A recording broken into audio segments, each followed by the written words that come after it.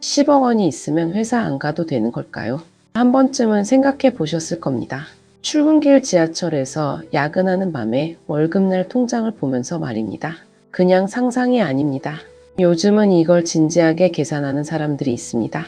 파이어족이라는 말을 들어보셨을 겁니다.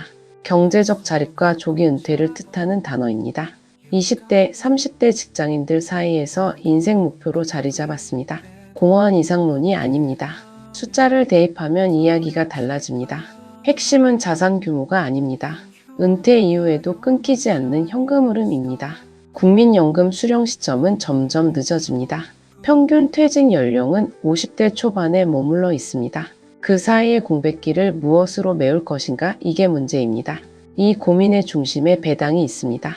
배당주는 주가와 관계없이 현금을 지급합니다. 일하지 않아도 돈이 들어오는 구조입니다. 막연한 꿈처럼 들립니다. 하지만 오늘은 실제 숫자를 보여드리겠습니다. KTNG에 10억을 넣으면 월 300만 원이 나옵니다. 미국 월배당 ETF는 월 600만 원 이상도 가능합니다. 어때요? 귀가 솔깃해지지 않습니까? 그런데 여기에는 함정이 있습니다. 많은 분들이 놓치는 조건이 있습니다. 숫자만 보고 뛰어들면 위험합니다. 배당의 실체를 정확히 이해해야 합니다. 오늘 뉴스에서는 배당으로 사는 삶이 현실적으로 가능한지 그 숫자와 조건을 차분히 짚어봅니다. 지금부터 시작합니다. 배당 투자의 핵심은 시세 차익이 아닙니다. 현금 흐름입니다. 주식을 보유하는 것만으로도 일정한 돈이 들어옵니다. 이게 배당의 매력입니다. 채권 이자와는 다릅니다. 채권 이자는 계약으로 보장된 확정 수익입니다. 배당금은 기업 실적과 정책에 따라 결정됩니다. 이익이 나야 배당을 줍니다. 이익이 줄면 배당도 줄어듭니다. 그래서 배당 투자에서는 수익률보다 지속성이 중요합니다. 업종별로 배당 성향이 다릅니다. 통신, 전기, 가스 같은 유틸리티 업종은 경기 변동에 덜 민감합니다. 안정적인 현금을 만듭니다. 금융 업종도 마찬가지입니다. 은행과 보험사는 자본 규제 구조상 이익을 배당으로 돌리는 경우가 많습니다. 반대로 IT나 경기 소비재 업종은 설비 투자와 연구개발 비중이 높습니다. 배당보다는 성장에 초점을 맞춥니다. 국내 대표 배당주를 하나 보겠습니다. KTNG입니다. 담배와 인삼 사업을 합니다. 경기와 무관하게 안정적인 현금 흐름을 만들어냅니다. 연간 주당 배당금은 약 5,600원입니다. 배당 수익률은 3.95% 수준입니다. 10억 원을 투자하면 세정 기준 연간 약 3,900만 원이 나옵니다. 월로 나누면 300만 원 초반대입니다. 배당은 연 2회 지급됩니다. 한 번 받을 때마다 약 2천만 원 안팎의 현금이 통장에 들어옵니다. 노동소득 없이도 생활비를 충당할 수 있는 수준입니다. 물론 기업 실적이 유지된다는 전제가 필요합니다. 금융주도 전통적인 배당 영역입니다. KB금융, 신한지주, 하나금융지주가 대표적입니다. 자본 규제 아래서 영업하는 구조상 일정 수준 이상의 이익이 쌓이면 배당으로 환원합니다. 예측 가능한 배당 흐름을 보여줍니다. 통신주도 있습니다. SK텔레콤과 KT입니다. 이동통신 시장이 성숙 단계에 접어들면서 신규 투자 부담이 줄었습니다. 창출된 현금이 배당으로 이어지는 구조가 자리 잡았습니다. 통신요금이라는 반복적인 수익 구조를 바탕으로 꾸준한 배당을 이어갑니다. 해외 시장은 배당 문화가 더 성숙돼 있습니다. 미국 증시는 배당을 기업의 핵심 정책으로 인식합니다. 수십 년간 배당을 늘려온 기업들이 있습니다. 이들은 배당 성장주로 분류됩니다. 코카콜라가 대표적입니다.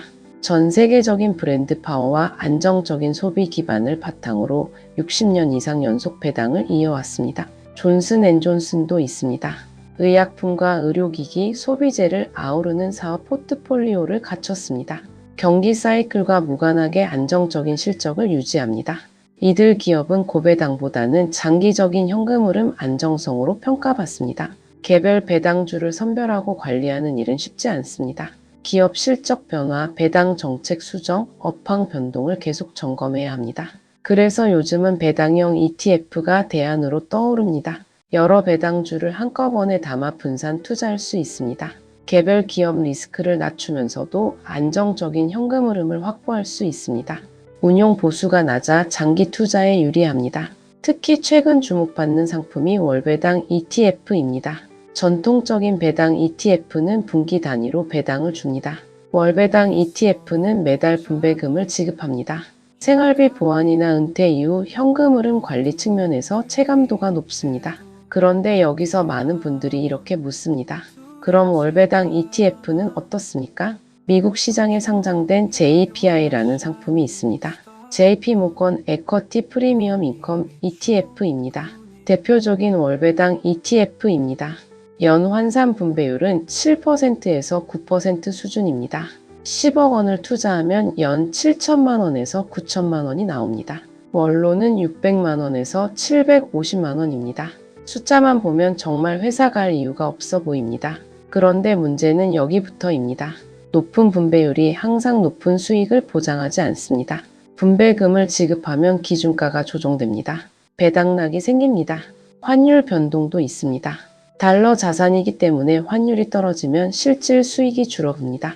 과세 구조도 복잡합니다. 해외 주식 배당 소득은 국내 주식과 세금 체계가 다릅니다. 운용 전략에 따른 성과 차이도 있습니다. 커버드 콜 전략을 쓰는 ETF는 주가 상승 구간에서 수익이 제한됩니다. 고배당이 안전의 다른 이름이 아닙니다. 오히려 리스크의 다른 표현일 수 있습니다. 실적이 둔화되거나 주가가 하락하면 배당이 줄어듭니다. 총수익률이 빠르게 악화될 수 있습니다. 고배당 자산은 성장성이 낮거나 이익 변동성이 큰 산업에 속한 경우가 많습니다. 배당은 법적으로 보장된 수익이 아닙니다. 기업 판단에 따라 언제든 변경될 수 있는 이익 분배입니다. 여기서 개인적인 이야기를 하나 하겠습니다. 저도 처음 배당 투자를 시작할 때 고배당만 봤습니다. 배당 수익률 높은 종목만 골랐습니다. 숫자가 좋아 보였습니다. 그런데 1년이 지나고 보니 주가가 내려가 있었습니다. 배당은 받았지만 원금이 줄어든 겁니다. 그때 깨달았습니다. 배당은 수익률이 아니라 지속성의 문제라는 걸 말입니다. 개별 사건이 아니라 더 큰 구조를 봐야 합니다. 배당 투자는 단기 수익을 노리는 게 아닙니다. 장기 현금 흐름을 설계하는 겁니다. 배당 투자는 파이어족을 꿈꾸는 사람들에게 하나의 수단입니다. 중요한 건 배당률의 크기가 아닙니다. 자신의 자산 규모와 생활비 수준에 맞는 현금 흐름 구조를 어떻게 설계하느냐입니다. 증권업계 관계자는 이렇게 말했습니다. 배당주는 주가 상승을 노리는 자산이 아니라 현금 흐름을 설계하는 자산으로 접근해야 한다고 말입니다. 배당의 지속성, 변동성, 지급 주기를 함께 고려해야 합니다. 10억 원이 있으면 회사를 안 가도 되는가? 이 질문의 답은 단순하지 않습니다. KTNG처럼 월 300만 원을 받으면서 살 수 있습니다. 제피처럼 월 600만 원 이상을 받을 수도 있습니다. 하지만 그 돈이 10년, 20년 동안 계속 나올지는 알 수 없습니다. 기업 실적이 바뀔 수 있습니다.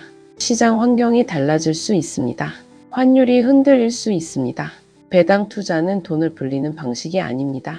삶의 현금 흐름을 설계하는 방식입니다. 얼마를 벌 수 있는지가 아니라 얼마를 지속적으로 받을 수 있는지, 이게 핵심입니다. 오늘 뉴스에서 이 질문 하나만 남기고 싶습니다. 나는 어떤 현금 흐름을 원하고 있는가? 다음 영상에서는 배당소득 분리과세 제도가 이런 흐름에 어떤 영향을 미치는지 실제 세금 계산을 통해 보여드리겠습니다. 2천만 원 기준으로 세금이 얼마나 달라지는지, 종합과세와 분리과세 차이가 실제로 얼마인지 구체적인 숫자로 설명하겠습니다. 오늘은 여기까지입니다. 구독과 좋아요는 더 많은 분들에게 희망을 전하는 힘이 됩니다. 오늘도 행복한 하루 되세요. 감사합니다.